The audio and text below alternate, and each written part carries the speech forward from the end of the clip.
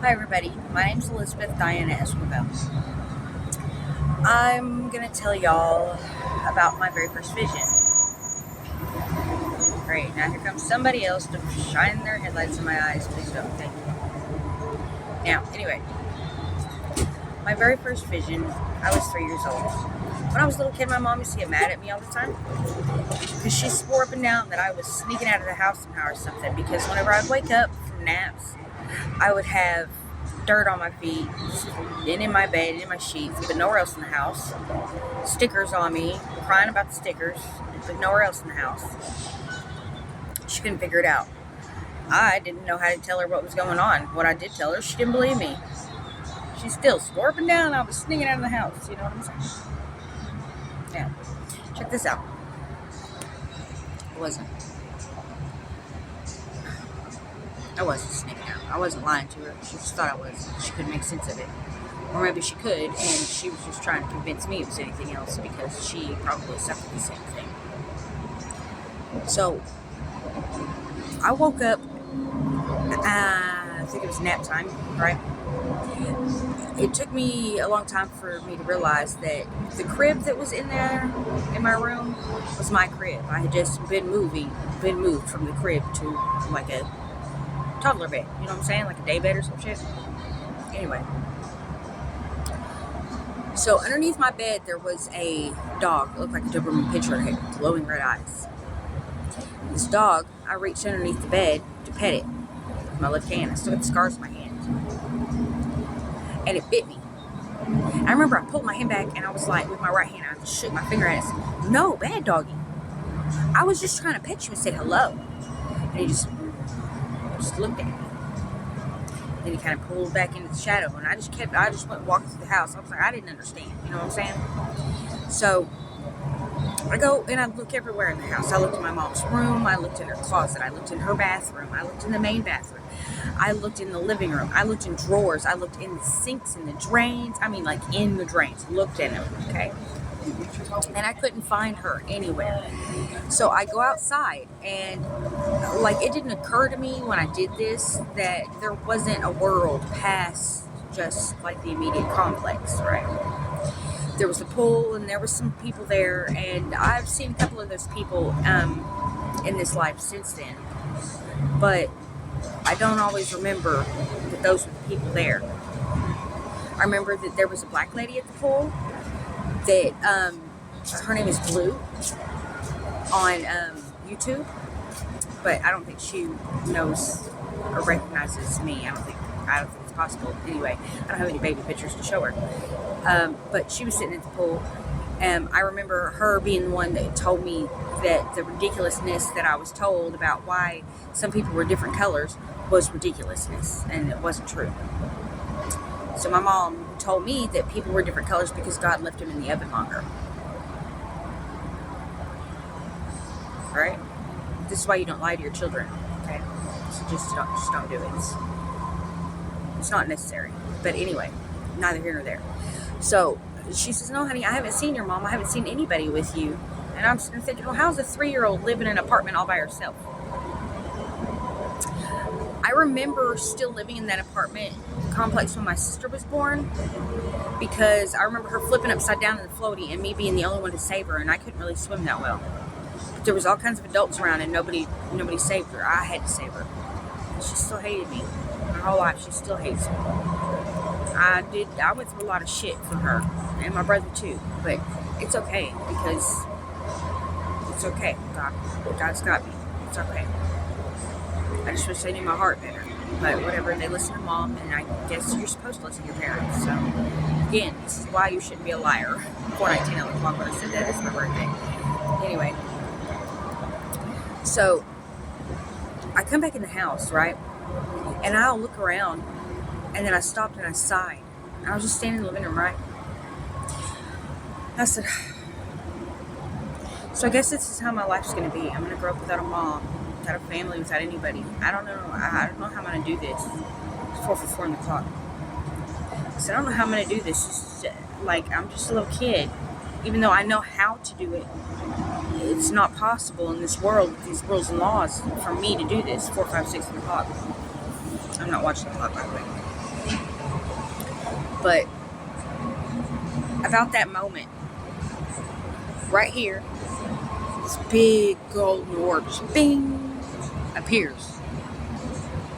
It didn't have a density, it didn't have a radiation to it, like a pulse to the radiance of it. It didn't have a positive or a negative energetic signature, but I knew what it was. I knew who it was. It was God, and I knew it. But what I know as God is not what you all know as God. I just knew that it was all source, the creator, the all perfect love. That's what I call it, all perfect love. Because it is a totality of perfection and nothing but love. And everything from it, and that it thinks on and wants and intends, is all and only love. And in that exact instant, Yahweh told me, he said, yeah, baby. He said, yeah, baby, I know. I'm sorry, it's not how it was intended to go. It's not what was supposed to have been. But don't worry, I will never leave you. You will never be alone. Even if the world tries to push you away from me, even if you forget me for a time, I won't forsake you. I won't leave you to do this by yourself. I will always bring to you anything and everything that I can until you can yourself. And when he said that, the sense that came with it was, until I have the ability to know what to say, what to ask for, what to do, what to think, how to feel, he would intercede on my behalf because he was my father. 7:07 on the clock. He said that my mother had chosen, I wouldn't say to fail me, that's the way I put it later in life. It's not that she chose to fail me. She succumbed to fear and uncertainty. And she got lost. She let the world eat her up. I'm sure she tried. But she was given the same will I was. She didn't have to give up. I didn't know, because she wasn't taught right either. It's really not her fault. I'm really not mad at her. 7:47 on the clock. Grandma. I'll explain that later. But he told me, no matter what, because of the path that I chose, because he knew he could count on me, that if I ever needed anything from him, if I ever wanted anything from him, all I had to do was ask. 808. As long as I asked, and it wasn't something that was going to be a detriment, if it wasn't something that wasn't against him and who he is at his heart, and he would always stay with me, and he would always fulfill everything that he could. And there's only 3 things I ever asked him for. And I made a deal with him, and I told him that he could have my vessel. I told him this twice. But the first time I was 3. I told him I only wanted 3 things. I said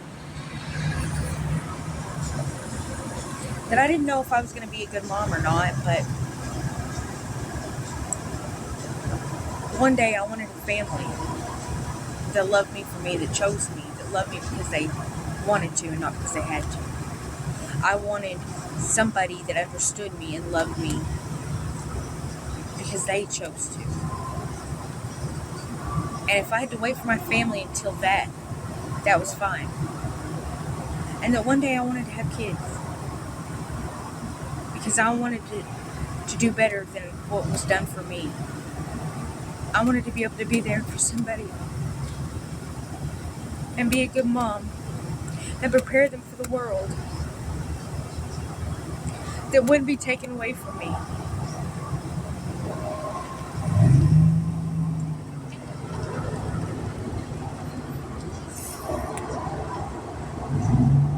And I'm sorry to my son Aiden, because I only got to raise him 5 years. And they took him away from me. It was 1001 on the card when I said that, but anyway.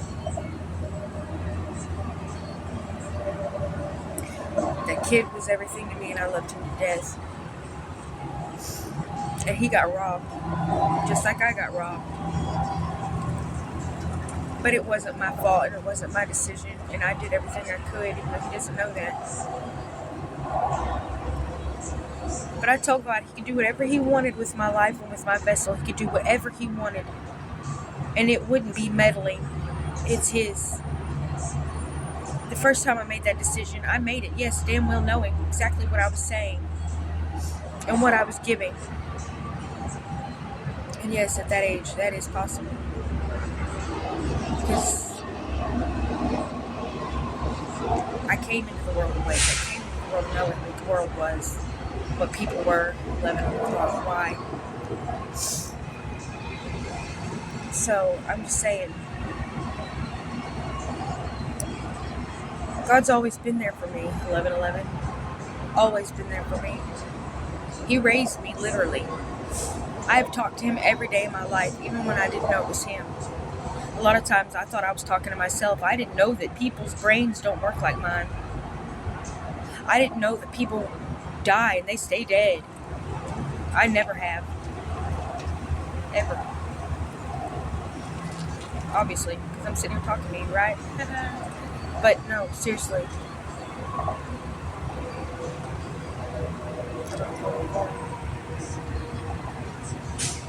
God's kept every promise he's ever made to me. And I keep my promises to him. The older I've got, the bigger my promises have gotten. But I'm going to fulfill every single one of them. And nothing's going to stop it. And now I'm just waiting. Because there's one more piece of that promise, 12:12, that's necessary. It's necessary. And it's necessary because I wanted it.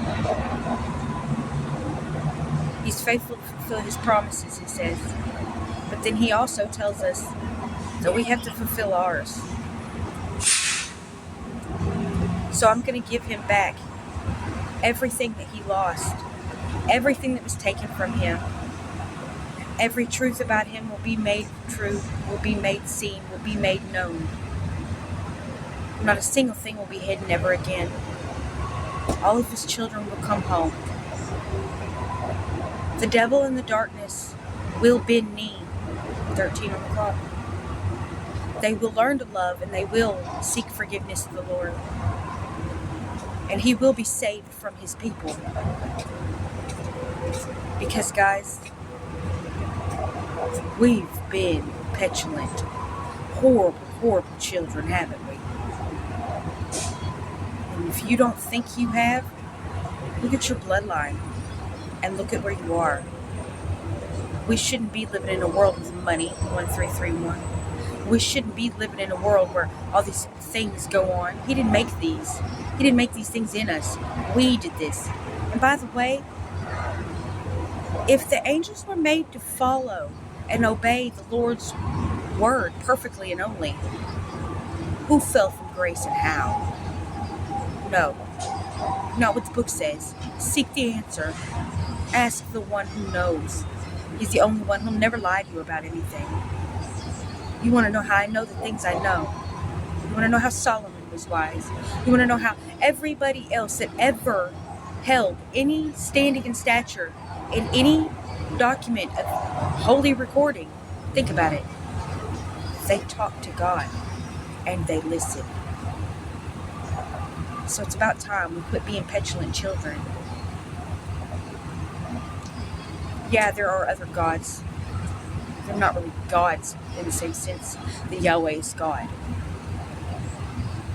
Consider them different types of angels or beings that hold different ranks and positions and powers. They're all still facets of God. They all still answer to one supreme being. We're the ones who are running around thinking and acting like we can make any decision on our own, like we know everything. just saying. I'm done talking. Sorry. Stop rambling. He's got a lot more to say. I just don't like the lights in my face right now. Casting shadows.